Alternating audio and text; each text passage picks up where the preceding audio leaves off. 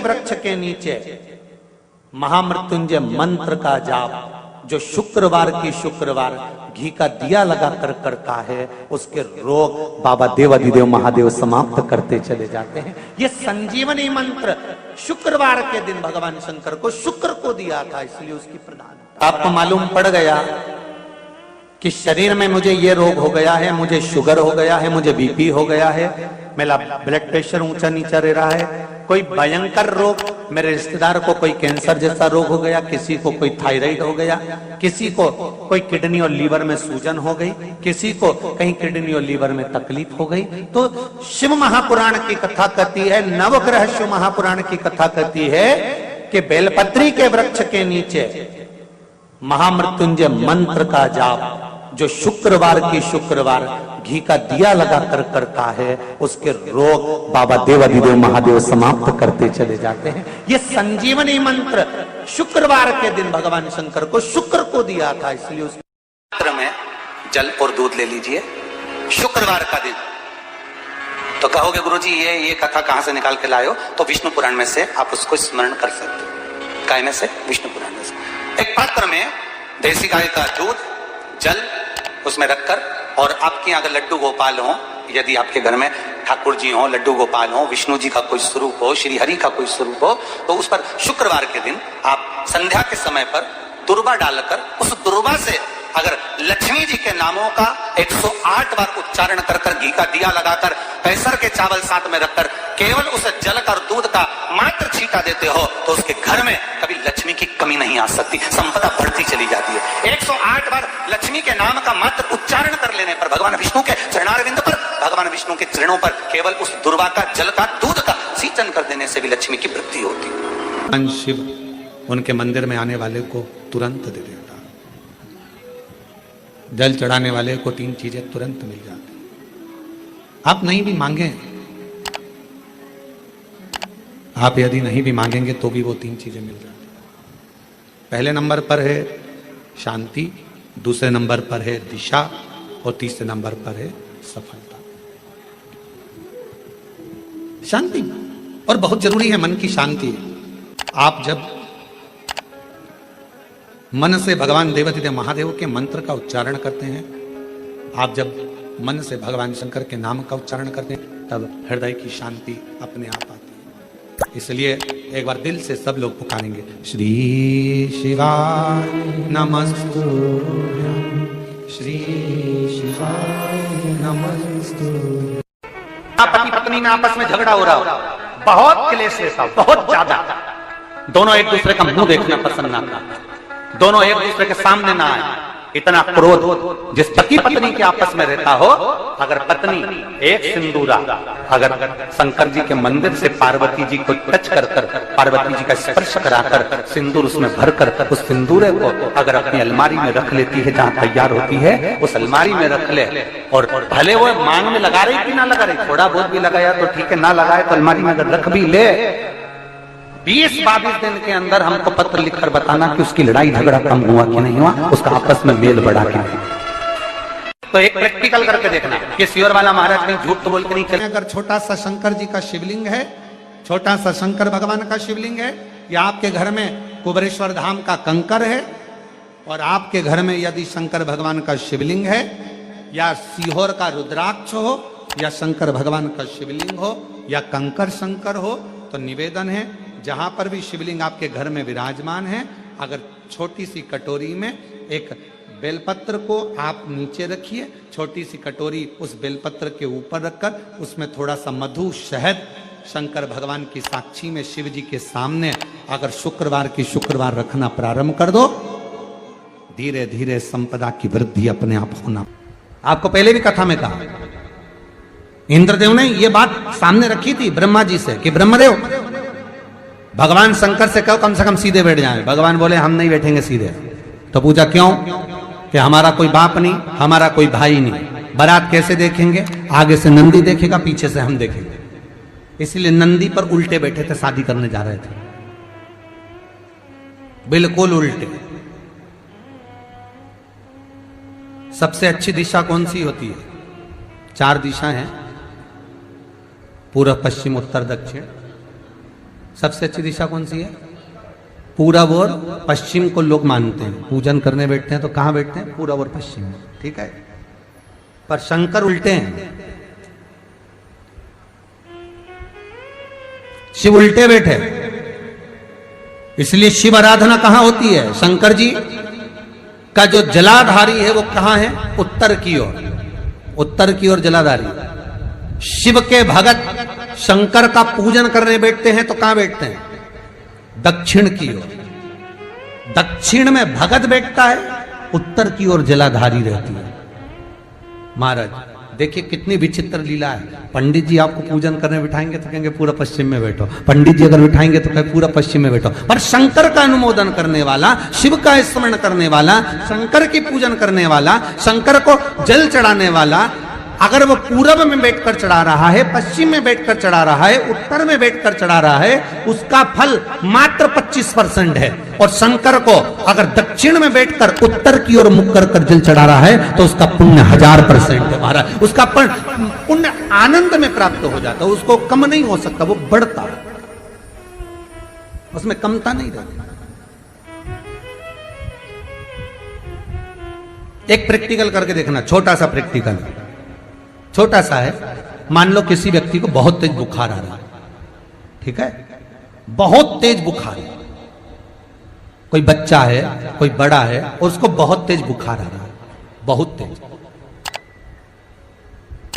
अब आज के जमाने में बुखार कोरोना के चक्कर में भी है, वो भी ध्यान रखना हो। पर मान लो किसी व्यक्ति को बुखार बहुत तेज आ रहा है और बच्चा तप भी बहुत रहा है। एक लोटा पानी महाराज लेकर जाइए, उल्टे हाथ में उस कलश को रखिएगा, सीधे हाथ से उस कलश के ऊपर हाथ रखकर लेकर ऐसे कैसे ही मंदिर में चले जाओ शंकर जी के। दक्षिण की ओर खड़े हो, उत्तर की ओर मुख करो, एक पात्र भी लेकर जाओ, उस पात्र को जहां से पानी गिरता है वहां रख दीजिए और उस पानी को शंकर जी को चढ़ा दीजिए। उस पानी को लेकर जाओ, एक बाल्टी में डाल दो, दूसरा पानी उसमें भर लो, जिस व्यक्ति को बुखार आ रहा है उसको स्नान करा दो। 15 से 20 मिनट के बाद में, 20 मिनट भी जान दो, अगर आपको लगता है कि शरीर ठंडा हो गया, और आधे घंटे बाद उसको फिर आप टेम्परेचर नापेंगे, बुखार धीरे धीरे समाप्ति की ओर आ जाएगा, बुखार टिकेगा नहीं उसके शरीर। एक बार लोहे से कहा, सोना लोहे से बोलता है, लोहा तू भी धातु मैं भी धातु, मैं सोना तू लोहा, तू भी धातु मैं भी धातु, मुझे भी अग्नि में तपाया जाता है, तुझे भी अग्नि में तपाया जाता है। सोना कहता है मुझे भी तपाकर कुछ बनाया जाता है, तुझे भी तपाकर कुछ बनाया जाता है। सोना लोहे से कहता है कि मुझे भी अग्नि में तपाया गया, तुझे भी अग्नि में तपाया गया, मैं भी धातु तू भी धातु, तुझे भी तपाया मुझे भी तपाया, तुझे भी कूटा मुझे भी कूटा। सोने ने लोहे से पूछा, पर एक बात बता रहे लोहा, मैं सोना जब कुटता हूं तो मैं आवाज नहीं करता, तू लोहा जब कुटता है तो आवाज क्यों करता? मैं कुटता हूं तो आवाज नहीं करता। सोना कह रहा है मेरी आवाज नहीं निकलती। सुनार की दुकान के सामने से निकलना, सोने को कूटा जाता है तो उसमें आवाज नहीं आती। लोहार की दुकान के सामने से निकलना, लोहे को कूटा जाता है तो उसमें से आवाज आती है। सोने ने लोहे से पूछा कि मैं धातु तू धातु, मैं पीला तू काला, मुझे भी तपाया तुझे भी तपाया, अग्नि में मुझे भी डाला तुझे भी डाला, मुझे भी कूटा तुझे भी कूटा, मैं कुटा आवाज नहीं आई, पर लोहा तू कुटा तुझ में आवाज क्यों आई? तब लोहे ने कहा, सुन सोने, तुझे जो मार रहा है वो लोहे का हथौड़ा है, मुझे जो मार रहा है वो लोहे का हथौड़ा है। सोने तुझे लोहे का हथौड़ा मार रहा है ना, इसलिए तू चिल्ला नहीं रहा। मैं लोहा, और जब मुझे लोहे का हथौड़ा मारता है ना तो चीख रहा हूं। अपना अपने को चोट देता है तब चीख तो निकलती ही है। सोने का हथौड़ा अगर सोने को मारता तो चिल्लाता, लोहे का हथौड़ा लोहे को मारता है तो चीखता है। अपना अपने को गाली देता है, अपना अपनों को अपशब्द कहता है, अपना अपने को ताना देता है तो चीख निकलती है, बद्दुआ निकलती है, अपशब्द निकलते हैं। दूसरा सोने को लोहा मारेगा तो सोने को कोई फर्क नहीं पड़ता, दूसरा गाली देगा चल जाएगा, दूसरा अपशब्द कहेगा चल जाएगा, दूसरा ताने देगा चल जाएगा, पर कोई अपना अपने को अपशब्द कहे, अपना अपने को ताने दे, अपना अपने को आड़ा टेढ़ा कहे, ये नहीं चलता। भगवान देवादिदेव महादेव के साथ में हुआ क्या था, उनके ही ससुर ने उनको गाली दे दी थी, तुझे शमशान का निवास करना पड़ेगा, मेरा श्राप है शिव, तू शमशान में रहेगा। शंकर भगवान तो भी अलमस्त थे, उन्होंने कहा कोई बात नहीं, अच्छी जगह पे प्लाट मिला है, कोई कब्जा ही नहीं करेगा, उसमें क्या टेंशन है। शिव जैसे प्रसन्न भाव में रहने वाला चाहिए, हर एक में अच्छा ही देखो, जितना आप अच्छा ढूंढोगे उतने अच्छा ही मिल जाएगी। दो माताएं बस में लड़ रही थी, सीट एक थी, बैठने के लिए दोनों लड़ रही, वो बोली मैं बैठूंगी, वो बोली मैं बैठूंगी। कंडक्टर आ गया, क्यों लड़ रही हो, मैं बैठूंगी, दूसरी बोली मैं बैठूंगी। कंडक्टर बोला तुम में जो ज्यादा उम्र वाली हो वो बैठ जाए। पूरे रास्ते दोनों खड़ी रही, बैठी नहीं, क्योंकि जो बैठेगी वो ज्यादा उम्र की, बैठी नहीं, दोनों खड़ी। पूरा रास्ता उन्होंने खड़ा खड़ा निकाल दिया, पर बैठी नहीं। कंडक्टर दोबारा आया, बैठो, अभी नहीं, मैं बैठू। तो कंडक्टर ने दूसरी से कहा बैठ जाओ, दिख रहा है तुझे, मेरी उम्र नजर आ रही है। कंडक्टर ने फिर दूसरी से कहा तू बैठ जा,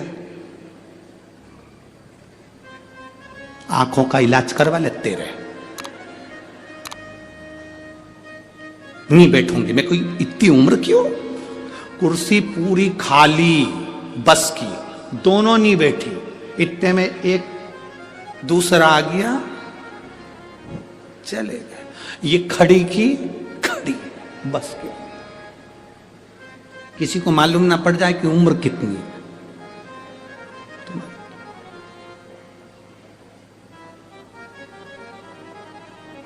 शिवजी को गाली देने वाला कोई दूसरा नहीं था, भगवान शंकर को गाली देने वाले उनके ससुर ही थे।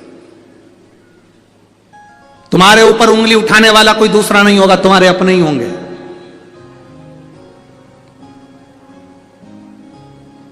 कोई दूसरा नहीं होगा, तुम्हारे अपने।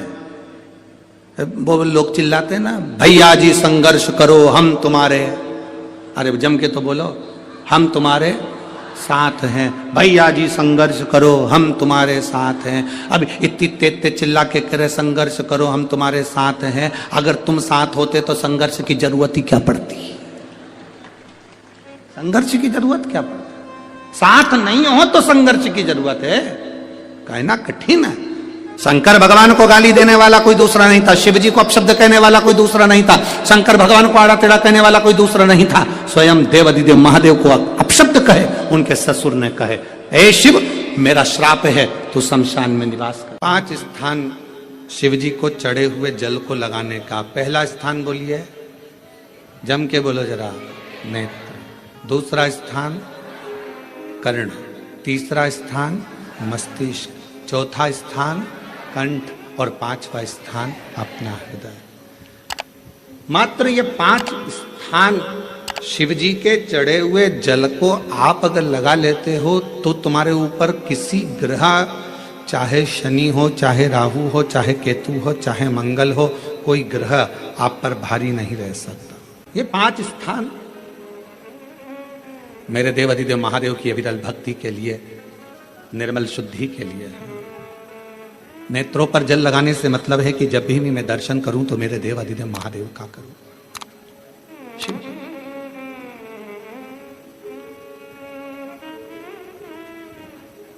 कंठ पर जल लगाने से मतलब है कि मेरे मुख से जो वाणी निकले, और मान लो मेरे मुख से कोई अपशब्द निकल गया तो किसी का बुरा ना हो जाए। कर्णों से जल लगाने से मतलब है कि मेरे कानों के माध्यम से जो शब्द मेरे अंदर जाएं वो मेरे जीवन का कल्याण करें।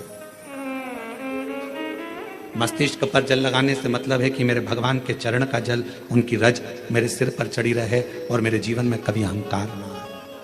हृदय पर जल लगाने से मतलब है कि मेरे हृदय में भगवान शंकर के चरणों का वास नित्य प्रतीत है, हमेशा। ये 5 स्थान, जिस लड़की को, जिस लड़के को मंगल है, और ब्राह्मण देवता ने यदि आपको कहा कि इनको मंगल है, इसकी शादी में देरी हो रही है, मंगल के कारण अगर शादी रुक रही है, देरी हो रही है, विवाह में देरी हो रही है, तो उस बेटी और बेटे को 3 महीना लगातार शिवजी पे चढ़े हुए जल को इन 5 स्थान पर लगाना प्रारंभ कर दे। 3 महीने के बाद वो खुद कहेगा कि हाँ, हमारा संबंध जम गया, हमें मंगल से कोई दोष नहीं लगा। स्वयं शिव कृपा करते हैं। फूल को धोया कभी नहीं जाता, जैसे डाली पे से फूल टूट के आया तुम भगवान को चढ़ाओ, पर फूल को घर में लाने के बाद तुम धोगे, पानी छीट कर साफ करोगे और फिर भगवान को चढ़ाओगे, तो समझ लेना फूल भगवान स्वीकार नहीं करे। फालतू की बात।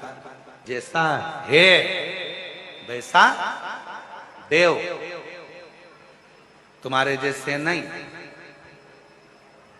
नहाए तो खूब साबुन से मल मल कर, और मालूम पड़े मन रह गया बेकार, और सोचो कि भगवान कर ले स्वीकार, ये कभी नहीं हो सकता।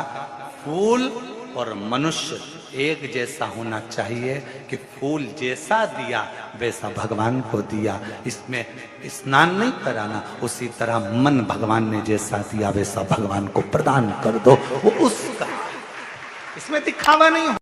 भगवान गुरु जी, हम शंकर जी को क्या चढ़ाएं? हमने कहा जल चढ़ाओ, तो क्या जल लेने के लिए घर जाना पड़ता है? तो फिर हमारे पास तो वो भी लेने के लिए घर पर से हमारे पास पात्र नहीं, हम क्या करें? हमने कहा शंकर के मंदिर चली जा, 3 बार ताली बजा दे। उसने कहा ताली भी नहीं बजाए तो हमने कहा मुख से बम बम बोले बोल दे, उतना ही बोल। वो भी ना बने तो मुस्कुराकर शिव को निहार लो, मुस्कुराकर शंकर को निहार। अब हमारी आदत क्या हो गई? मार्केट में सीताफल बिक रहा है, मार्केट में गन्ना बिक रहा है, मार्केट में बहुत सारी पूजन की सामग्री बिक रही है। हमारे मन में आया, हमने किसी को खरीदते हुए देखा था सीताफल, मतलब लक्ष्मी जी को सीताफल भी चढ़ाना चाहिए। हमने उसको खरीदते हुए गन्ना देखा, मतलब गन्ना भी चढ़ाना चाहिए। लक्ष्मी जी को मैंने खरीदते हुए ये देखा, मतलब ये भी चढ़ाना चाहिए। लक्ष्मी जी को मैंने चढ़ाते हुए लोगों से सोने के सिक्के देखे, मतलब ये भी चढ़ाना चाहिए। मैंने लक्ष्मी जी को चढ़ाते हुए चांदी के सिक्के देखे, मतलब ये भी चढ़ाना चाहिए। मैंने लक्ष्मी जी को चढ़ाने के लिए ये देखा, वो भी चढ़ाना चाहिए। घर में सामर्थ्यता नहीं है और कर जाकर कर तुम सामान लेकर माता लक्ष्मी को चढ़ाओ, लक्ष्मी जी कभी प्रसन्न नहीं होगी। लक्ष्मी कहती है कि तेरे दिल से तू मुझे जैसा रिझा सकता है वैसे रिझाना। अगर तू केवल दीप लगा देगा ना, उतने में मैं भी खुश हो जाऊंगी और तेरा भंडार भर कर चली जाऊंगी। बहन भाई को तिलक करती है, माथे पर तिलक लगाने के बाद में चावल लगाती कि नहीं लगाती? बोलो, जम के बोलो जरा। लगाती है? बोलते जाओ जरा। लगाती है, ठीक है। मंदिर में आप पूजन कर रहे हो, घर में कोई अनुष्ठान कर रहे हो, पंडित जी तुम्हारे मस्तक पर तिलक करते हैं तो चावल लगाते कि नहीं लगाते? बोलो बोलो, जम के बोलो। लगाते। तुम्हारे घर में शादी ब्याह होता है तो तिलक करा जाता है तो चावल लगाया जाता कि नहीं लगाया जाता? लगाया जाता। सब समय पर चावल, मस्तक पर कंकु का तिलक, चंदन का तिलक, जो भी तिलक तुम्हारे मस्तक पर लगा है, कोई अगर लगाएगा शुभ कार्य में तो चावल जरूर लगाएगा। बस एक कार्य ऐसा होता है जिस समय पर मस्तक पर तिलक करा जाता है पर चावल नहीं लगाया जाता।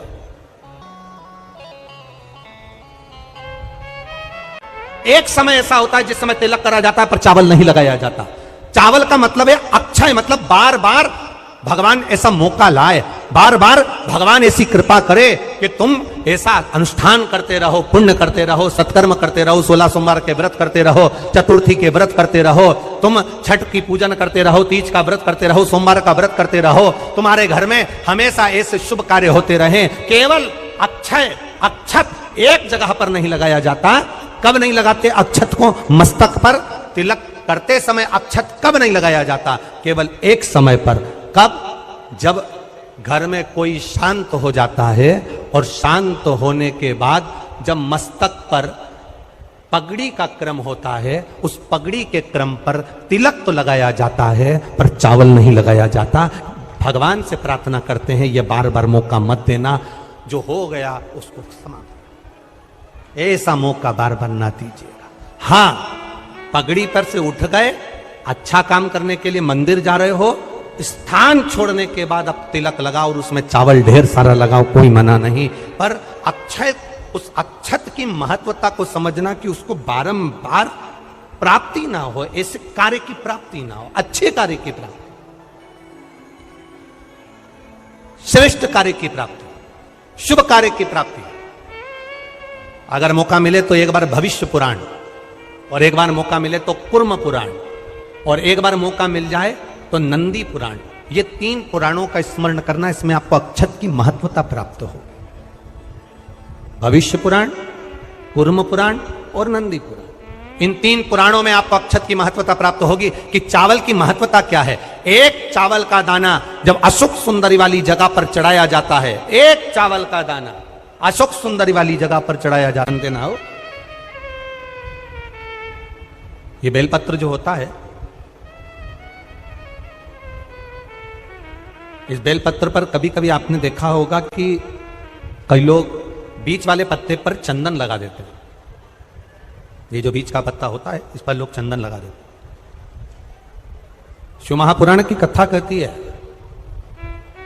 अगर भूलवश भी, अनायास, आपके पास बेलपत्र भी नहीं है, शिव जी का चढ़ा हुआ बेलपत्र भी अगर आपने उठा लिया और उठाकर उस बीच वाले पत्ते पर एक चावल का दाना रखकर भी आप भगवान भोलेनाथ को समर्पित कर रहे हो, तो यह समझ लेना कि तुमने महीना, 2 महीना, 4 महीना, 6 महीना, 8 महीने में, हम तो हमेशा कहते हैं, आज फिर कर रहे हैं, 1 महीना पूरा हो जाए जल चढ़ाते, 2 महीना पूरा हो जाए जल चढ़ाते, 3 महीना पूरा हो जाए, 4 महीने पूरे हो गए, 6 महीने पूरे हो गए, या आपका साल भर पूरा हो गया, प्रयास करा करो, एक बीच वाले पत्ते पर एक चावल का दाना रखकर शिव जी को समर्पित करना। क्यों? जो तुमने पूर्व में जल चढ़ाया है वो चावल का दाना अक्षय, उसको अक्षत माना जाता है, अक्षय माना जाता है। मतलब तुमने अभी तक जो जल समर्पित करा है वो कभी समाप्त नहीं हो सकता, उसका पुण्य तुम्हारे खाते में चले गया, अब तुम उसको किसी को भी प्रदान कर सकते। जब व्यक्ति के मन में अहंकार आ जाता है, जब व्यक्ति के मन में अभिमत्ता आ जाती है, थोड़ा सा अभिमान आ जाता है, तो वो भगवान से दूर हो जाता है। 3 चीजें भगवान से दूर कर देती है। पहले नंबर पर व्यक्ति के भीतर का अहंकार, दूसरे नंबर का हमारे भीतर की ज्यादा कामना,